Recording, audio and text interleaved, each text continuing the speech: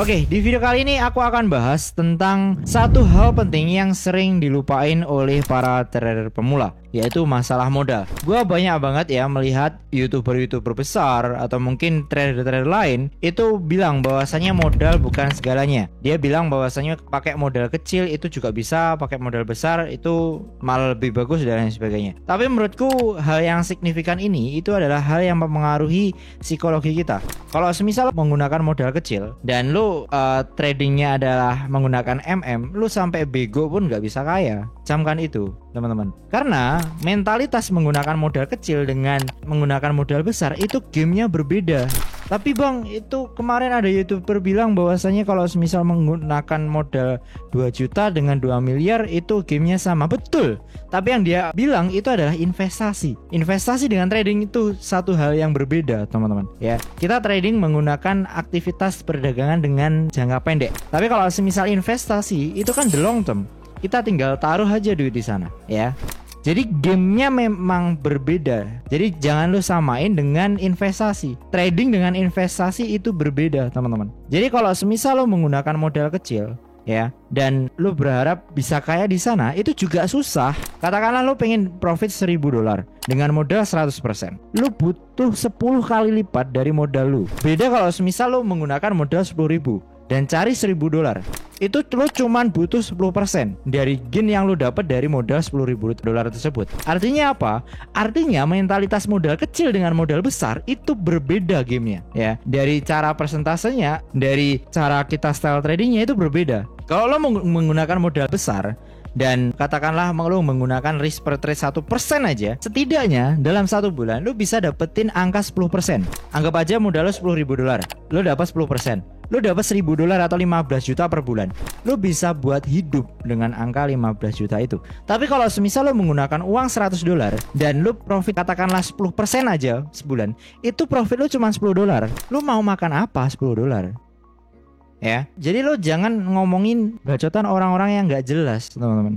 Karena aku lihat tuh banyak banget orang yang gak apa-apa kok modal kecil, 100.000 pun bisa, 200.000 pun bisa. Iya sebenarnya bisa, ya. Tapi untuk gain the expert traders itu berbeda. Gak ada gunanya lo menggunakan modal kecil teman-teman. Modal kecil itu, ya, bisa lo pakai, bisa lo manfaatin ketika lagi belajar trading. Kalau semisal lo udah yakin di dalam financial market atau di forex market, lo ngapain pakai modal kecil, ya? Tugas soalnya gimana caranya ngumpulin modal untuk kalian depositkan ke dalam akun trading kalian, atau mungkin menggandakan uang kalian lewat forex market.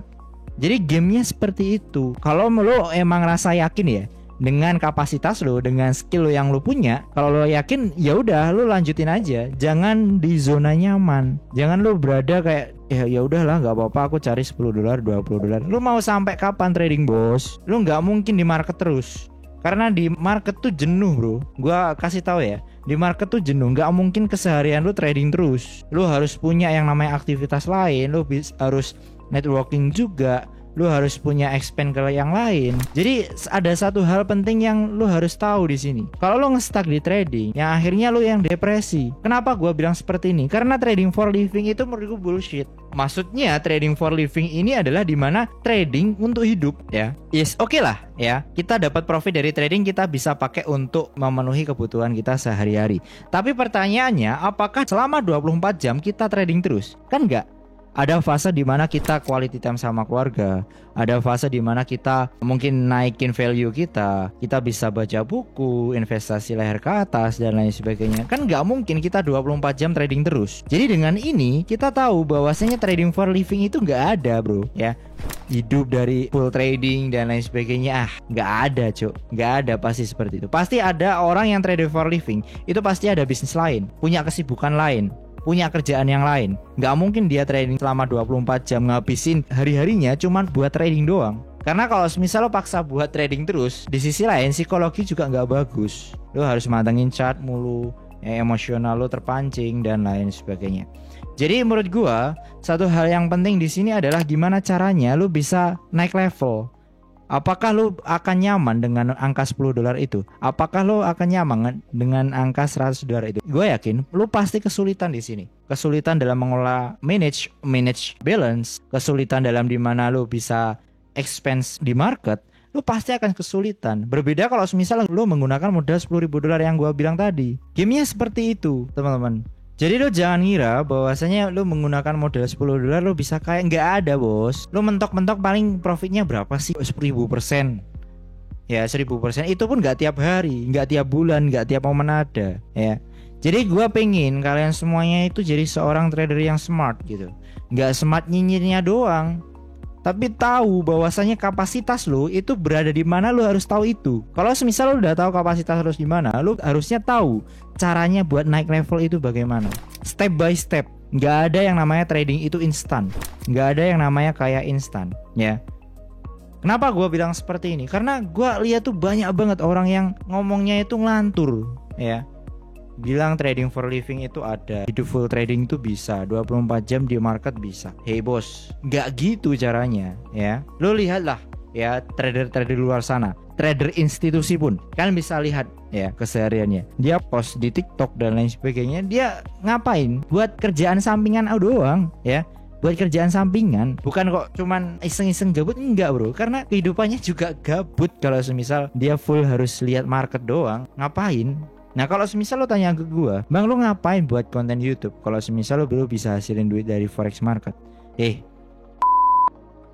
gua ya buat konten seperti ini buat edukasi buat kalian semuanya. Aku udah sering banget ya share tentang forex market atau mungkin tentang kripto dan lain sebagainya. Tujuannya apa? Biar kalian melek tentang financial, biar nggak kejebak dengan yang namanya judi online, biar nggak jebak dengan suatu hal yang kalian kerja terus.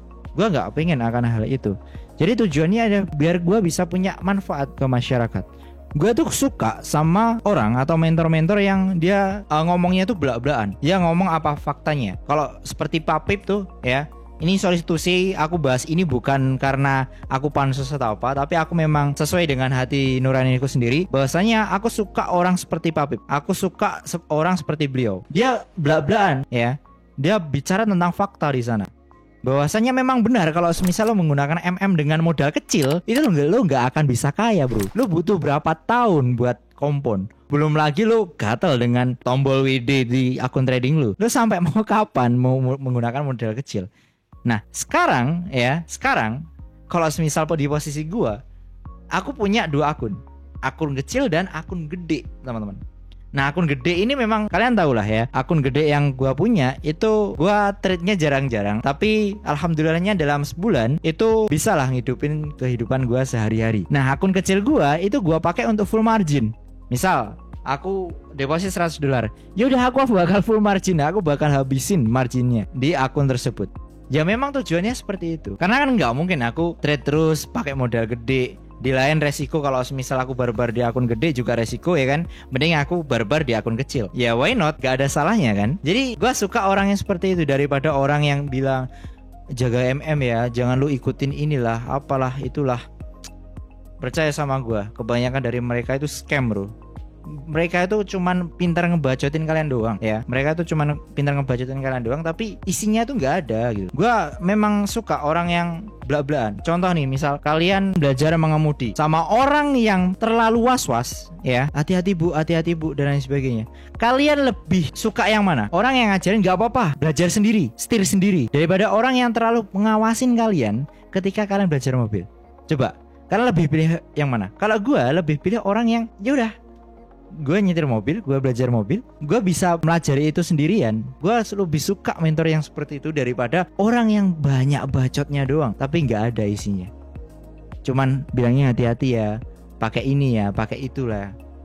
Jadi gak ada bro. Jadi semoga dengan adanya video ini itu bisa ngebantu kalian, membukain pikiran kalian tentang bagaimana cara forex market itu bekerja. Kalau lo semisal stuck di zona yang sama ya terserah lo mau pakai cara gimana, atau mungkin pakai cara gue yang gue sampaikan tadi juga terserah. Itu adalah hak daripada kalian. Tapi yang gue tekankan di sini, forex market, crypto market, stock market itu adalah aktivitas yang beresiko tinggi teman-teman. Jadi kalian wajib punya yang namanya profil resikonya masing-masing. Ketika lo trade di forex ya kalian harus punya batasan ya, batasan resikonya dan batasan gimana style lo bekerja. Jadi lo jangan asal barbar dan jangan asal masuk di luar sana. Dan ingat cakap gua, ya. Jangan sampai kalian salah pilih mentor. Kalau lu salah pilih mentor, uang lu bakal dibawa kabur oleh mentor tersebut. Percaya sama gue. Oke, gitu aja. Thank you. Be smart.